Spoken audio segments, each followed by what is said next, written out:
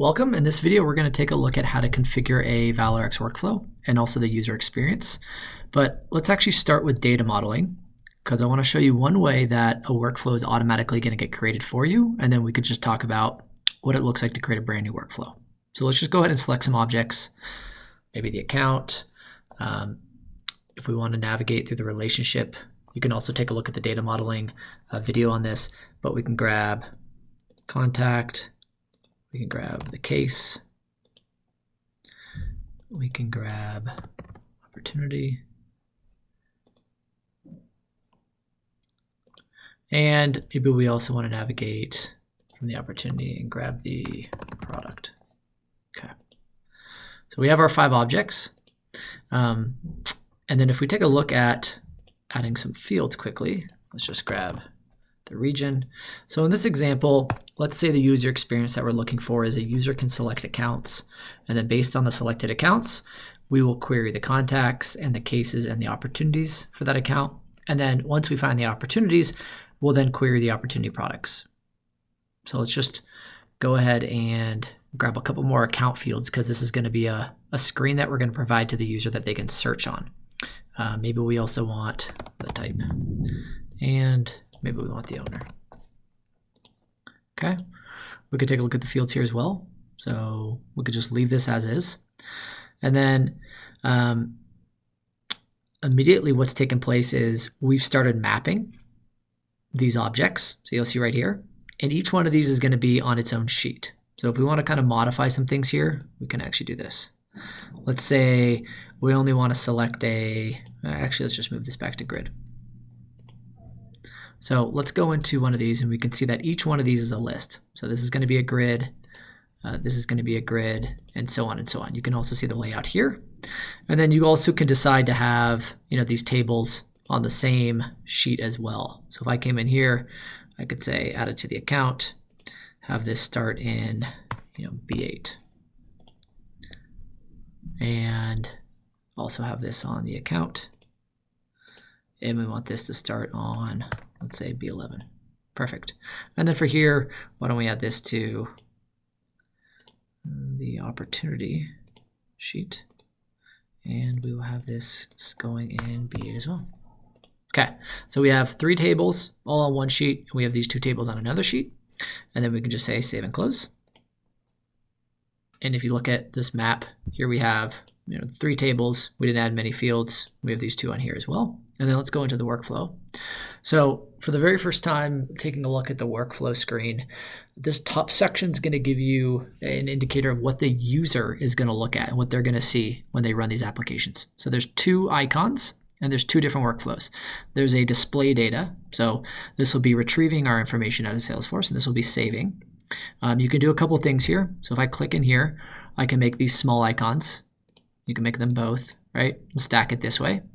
I can make them large again, make one small, one large, whatever you would like. You can add groups.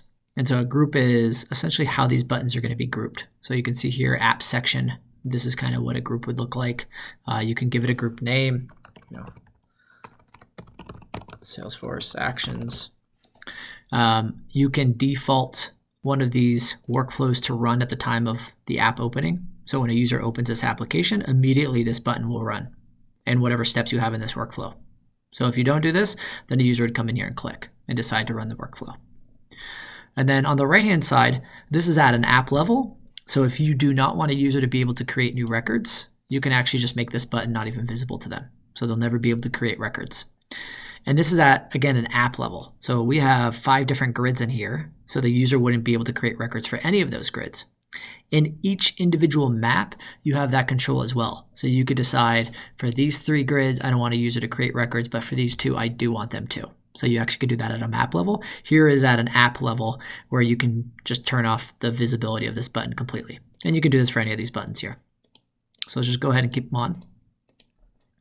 And then below are the different workflows that are created. So you can clone, you can edit, you can jump into and create a new workflow. But if we just take a look at what this workflow is doing, and this was created for us, notice right here that the very first step is an account query.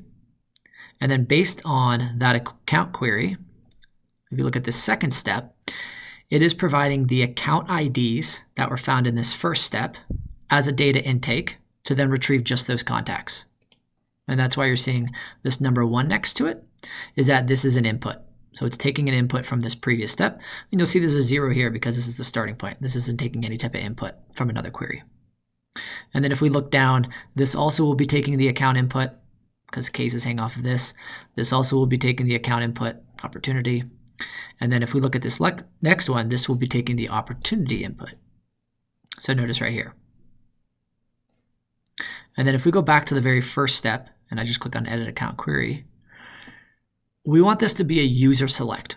So if we kept this as standard, this would just retrieve every account, and then once it found every account, it would retrieve all the contacts and so on and so on. So let's say user selection. We want the user to be able to provide what accounts they want to select. We'll keep it as multi-select so they can select many. And then we decide what you want the user to be able to search on. So we can say search on the account. Maybe I want the operator to be contains. Search by account type. This is a pick list, so I'm going to say in. They can pick many values in that pick list. This is also a pick list. I'll say in. And we'll let them search by the owner as well. And maybe we want contains. And then this is going to be the display results. As they're searching and running these filters, they'll be able to see the results in here as well. So I can just keep them in the same order.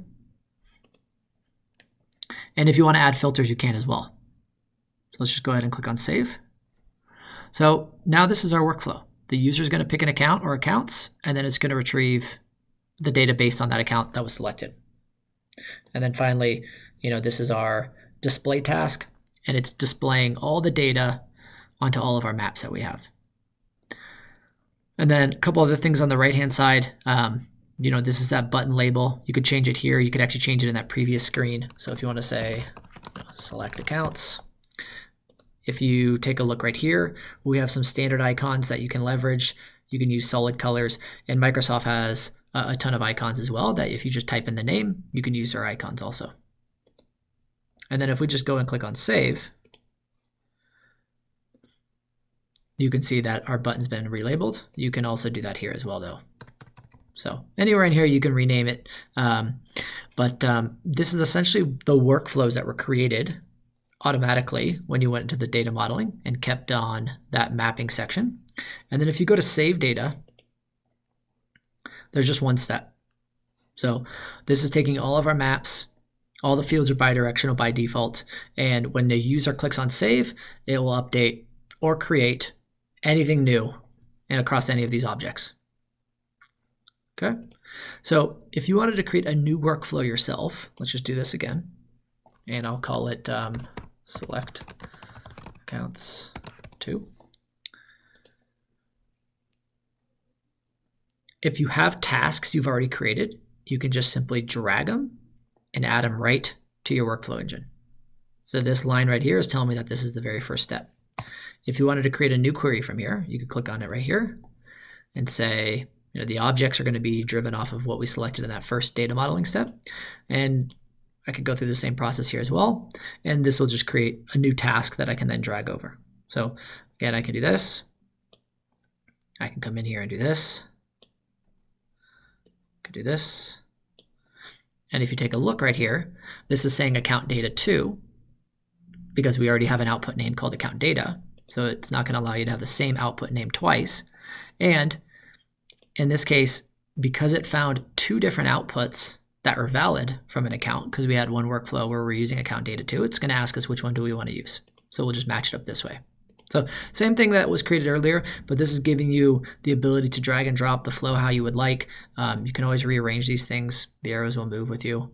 And there's other tasks in here as well. So this is a very simple kind of workflow. It's just running queries and then a display task. And then the other workflow is running a save.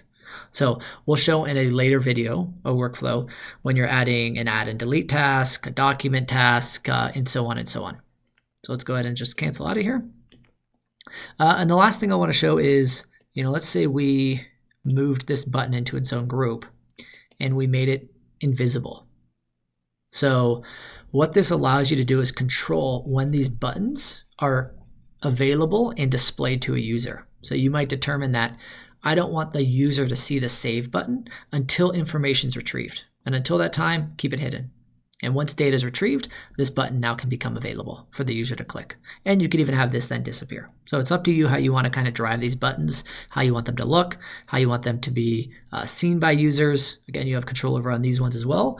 And this is really where you start creating that user experience. You create your workflows and then you tie it together with your different tasks. Thank you for watching today's video.